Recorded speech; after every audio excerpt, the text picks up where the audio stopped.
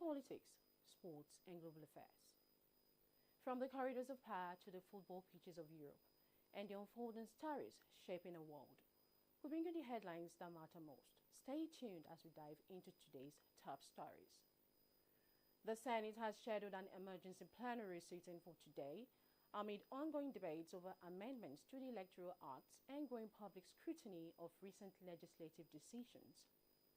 The announcement was contained in a statement issued by the clerk of the Senate, Emmanuel Odo, who said all senators have been requested to attend. Odo stated that the Senate President Godswill Akpabio directed lawmakers to reconvene for this session, which will commence at 12 noon. The development comes days after the Senate, on February 4, rejected a proposed amendment seeking to make the real-time electronic transmission of election results mandatory. Although the upper chamber passed the Electoral Bill 2026 after hours of debate, it voted against a recommendation by the Senate Committee on Electoral Matters that would have compelled presiding officers to upload polling unit results directly and immediately to the Independent National Electoral Commission's result viewing portal. And still on election matters, Nigeria's 2027 general elections are drawing early attention as concerns mount over the credibility of the electoral process. A coalition of civic groups under the banner of the Movement for Credible Elections says urgent reforms are needed to restore public confidence and safeguard democracy. The group made its position known in Lagos during its inaugural Steering Council meeting and made media interaction.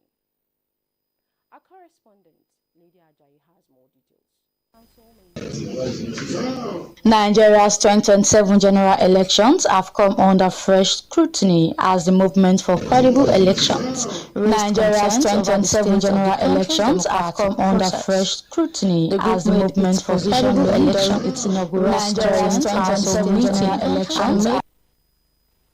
As the movement for credible elections, Nigerians for urgent political and electoral reforms ahead of the 2027 polls. Co-chairman of the movement for credible elections, Ayuba, said the coalition was formed as a broad alliance of credible professionals drawn from trade unions, civil society, and the intellectual community working together to strengthen democracy in Nigeria. Alongside our other allies and partners. So nothing will be ruled out. As a credible professionals, co-chairman of the movement, Usman Bugaje, said Nigerians' growing political fragility is driven by declining public trust in elections and the repeated failure of the electoral system to reflect the will of voters. You as young people, you are the ones who should be more concerned than some of us. Because if this election of 2027 fails, we don't know what's going to happen in this country. And this is why we are concerned. Also speaking, Professor Pat Utomi said democracy cannot survive where votes are routinely stolen and institutions fail to enforce consequences. The Nigerian people want credible elections. And so the Nigerian people, wherever they are, even if they are political parties, let me even say that, have a right and a duty to seek credible elections. The movement for credible elections is demanding mandatory electronic transmission of results, stricter punishment for electoral offences, full independence for the Independent National Electoral Commission, amongst many others, as a plan to establish advocacy and mobilization structures across all 36 states of the Federation. Lydia Ajayi, Africa News 24 TV. Into security, suspected bandits have abducted 9 worshippers at Ujije in Utonkon, Ado local government area of Benue State. The Benue State Police Public Relations Officer, Ede Tudeme, while confirming the incident, said the victims were abducted during a prayer vigil at St. John's Catholic Church. The police spokesperson added that the command has deployed all the tactical teams in Benue State to the area to ensure the worshippers' safe release. And still in security, still in the North Central, Kwara State Governor Abdurrahman Abdurrazak has convened an emergency security council meeting with heads of security agencies following the recent terrorist attack in Kaiama local government area that left about 175 people dead. The meeting held at the Ahmadu Bello House in Ilorin brought together top officials, including Commissioner of Police, the Director of the Department of State Services, the Controller of Immigration, and senior military commanders. Governor Abdul Razak said the session was aimed at reviewing the security situation and strengthening coordinated responses to emerging threats. Meanwhile, the federal government has rejected calls by northern governors and traditional leaders to suspend mining activities across northern Nigeria as part of efforts to curb banditry and insecurity. The governors had urged a 6-month halt to mining operations, arguing that illegal mining sites have become a major source of funding for criminal groups. However, the Minister of Solid Mineral Development, Dele Alake, stated that a blanket suspension would have grave economic consequences for both the region and the country. In a message through a special assistant on media, Shegun Tomori Alake explained that the government had weighed the security concerns against the economic realities of ongoing mining and mineral processing activities.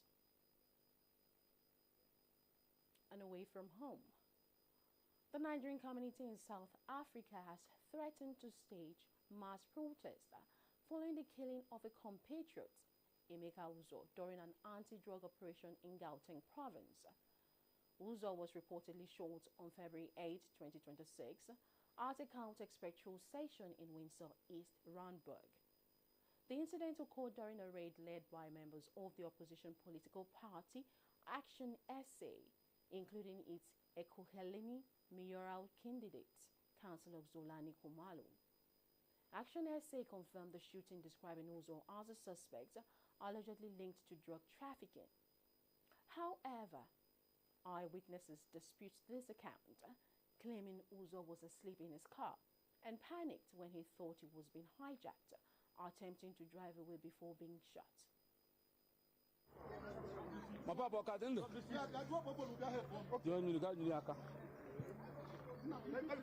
Those people will never come inside here.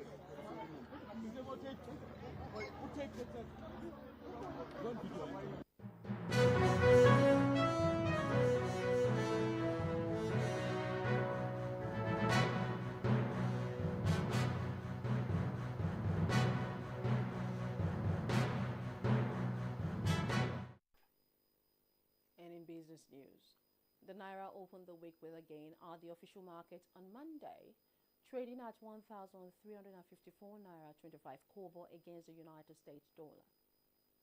Data released by the Central Bank of Nigeria showed that the Naira gained 11 Naira 93 kobo. This represents a 0.8% gain when compared to Friday, February 6, when it traded at 1,366 Naira 19 kobo to a dollar. The currency has remained relatively stable due to CBN reforms.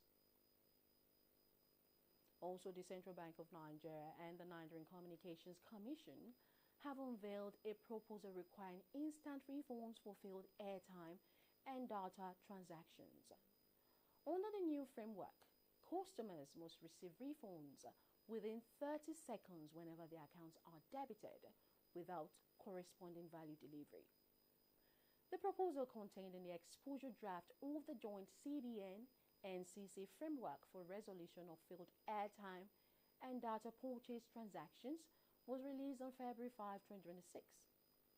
It seeks to address persistent consumer complaints in Nigeria's digital payment and telecommunications sector, where failed transactions often leave customers stranded for hours or even days.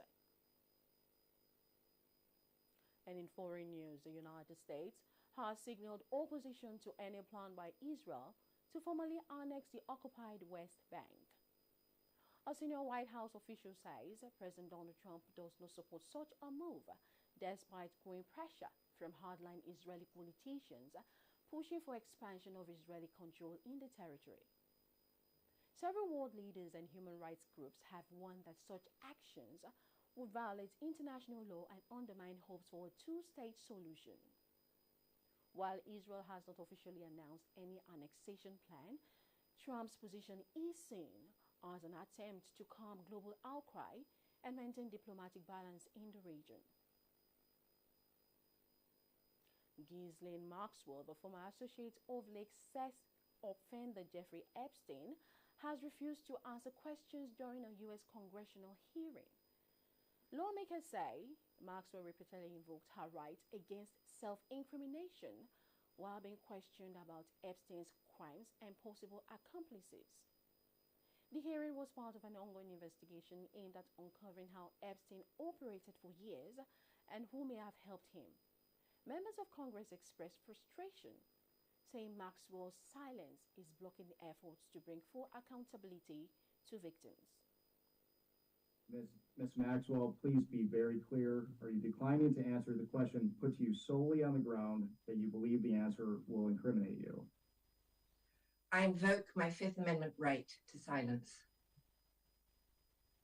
Ms. Maxwell, did you at any time play any role in Jeffrey Epstein's activities involving the recruitment, grooming, or trafficking of young women or girls? I invoke my Fifth Amendment right to silence. Let the record reflect that Ms. Maxwell has invoked the Fifth Amendment against.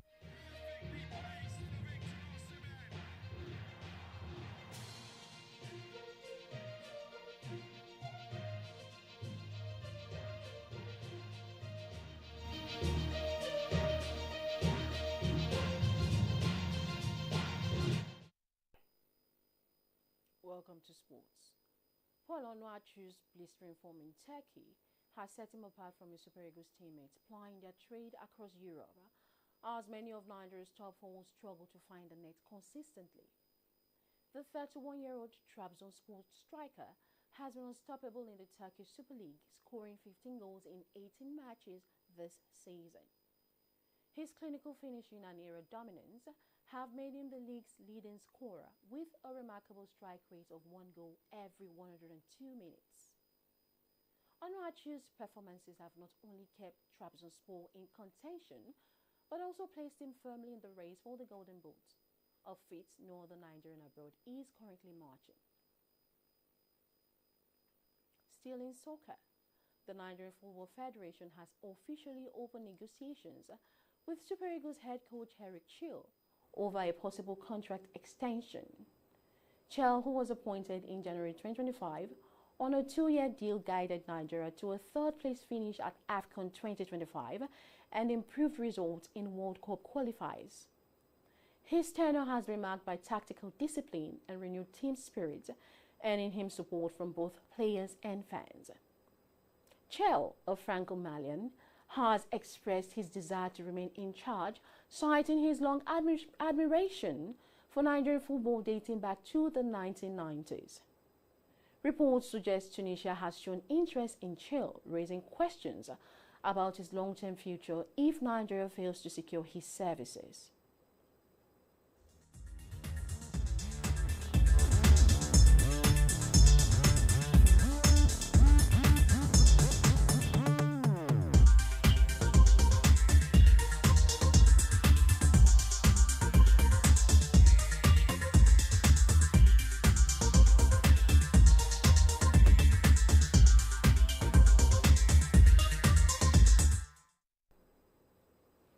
In entertainment, reality TV star and media personality Teddy A has responded to allegations that he physically assaulted his wife, actress, and content creator Bam Bam, describing the claims as false, misleading, and damaging to his family.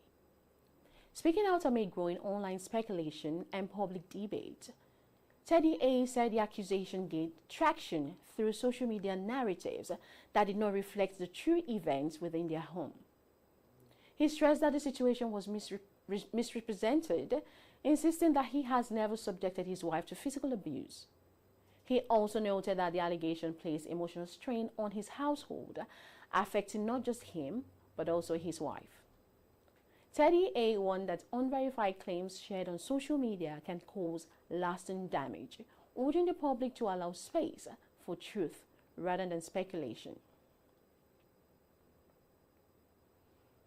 Ghanaian high life legend and pioneer musician Abel Taylor has died at the age of 90, marking the end of a 6-decade career that helped shape modern African music. Taylor, a guitarist, composer and bandleader renowned for fusing traditional Ghanaian rhythms with jazz, funk and Afrobeat influences, passed away on 7 February 2026 at Salt Pond Hospital, just a day after launching the inaugural Abel Taylor Music Festival and 1 month after celebrating his 90th birthday. His family announced the news on social media, describing him as a colossus of African music, whose legacy extended well beyond Ghana's borders. And that's all we can take for now. For continuous coverage and breaking updates, visit africannews24.ng and connect with us across all social media platforms. I'm Mary ADIM. Thanks for watching and see you again soon.